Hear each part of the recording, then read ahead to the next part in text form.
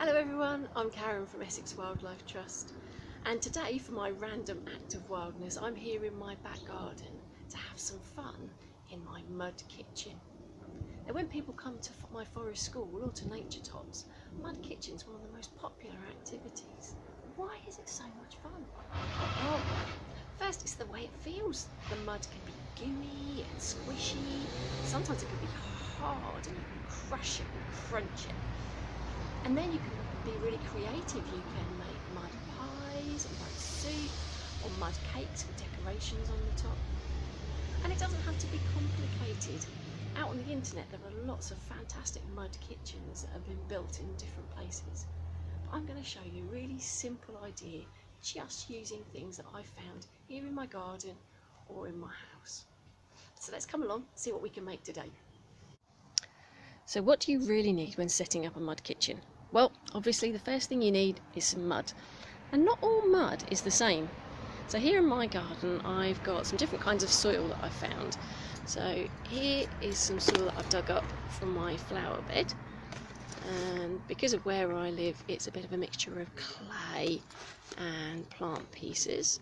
So it's quite crumbly at the moment, but if we add some water we should be able to get a nice sticky mixture. I've also got some clay that I used for some modelling a little while ago, and that's just got clay in there without many plant pieces, so it's going to be nice and sticky, and you can squish it and mould it and model it. Over in the flower bed here is some old potting compost. So this is really lots of plant pieces, lots of weeds, lots of roots.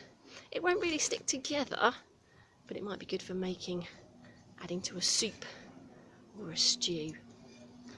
I've got my mud, and now I need a few other bits and pieces for my kitchen.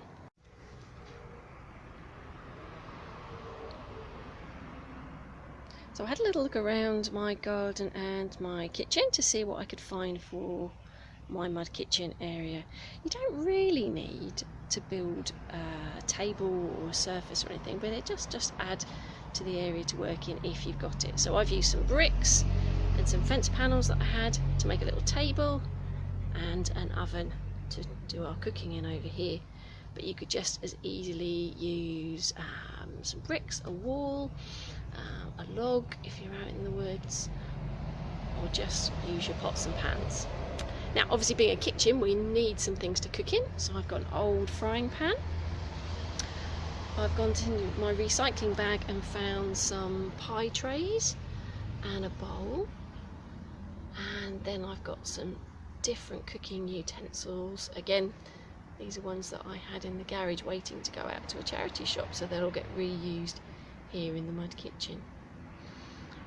And I also had some old tins, and these will be good for storing some of my mud kitchen ingredients. So I've got a little mud kitchen area, the equipment that I need, and my mud ready to go. And there is just one last thing that you need in your mud kitchen if you're going to do all that mixing and putting all your ingredients together, is you need a supply of water. So I've got my watering can filled up with rainwater from my water butt. I'm all ready to bake. What shall I make today?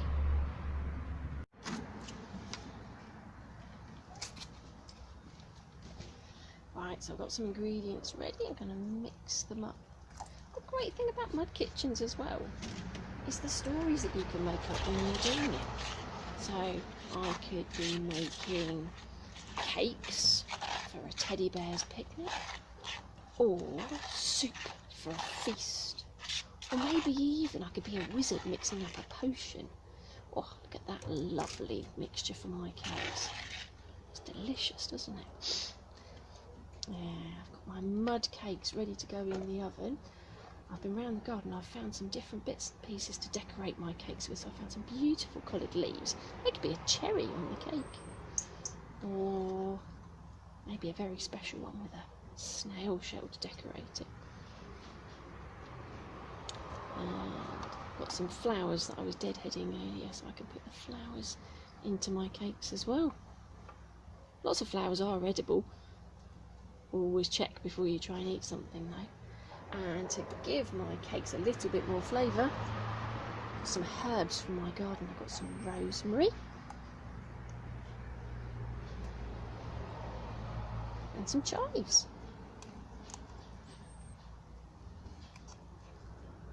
These are only pretend cakes though, we're not going to be really able to eat them. There we go. So, got some delicious mud cakes ready to go into my mud kitchen oven. Pop them in there and leave them to bake. While my cakes are cooking, I can have a go at something else from my mud kitchen. A really runny mixture. See if it works as a mud paint. And I made myself a paintbrush using some of that rosemary on a stick. Tied it on. See if my natural paint will work. Just see if I can paint the table. Oh, look at that. I wonder how I could make different colours. To experiment with that for next time. I've got lovely mud paint in my mud kitchen. And my paintbrush smells nice too. Over here I've got a jar with some water, so I thought I could use some of my other mud kitchen ingredients to make a potion. Maybe it'd be a magic spell to, I don't know, maybe it would turn me into a bird so I can fly up in the sky. So some more chives. They smell nice too.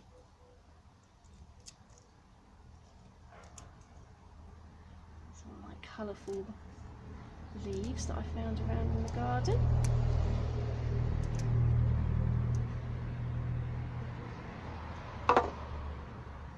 And a few flower petals in my potion too. Okay, lid on. Give it a little shake. And I've made a flower petal potion as well. Lovely. Had lots of fun in my mud kitchen this morning. Right, there's one last important job that we've got to do, and that's to wash up. It's good to get dirty every now and then. Some of the bacteria and germs in the soil are really good at making your tummy strong and healthy. But you should always make sure you clean up when you're finished, and especially wash your hands before you have anything to eat or drink. There we go. I'll do my washing up and leave it to dry in the sunshine.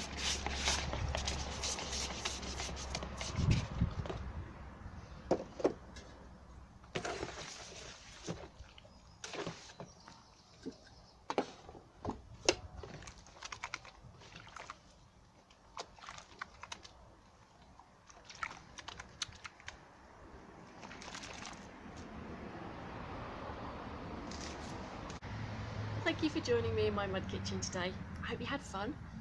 If you have a go at home and you make some mud cakes or some mud pies or a wizard's potion, don't forget to share a picture with us. That would be lovely to see.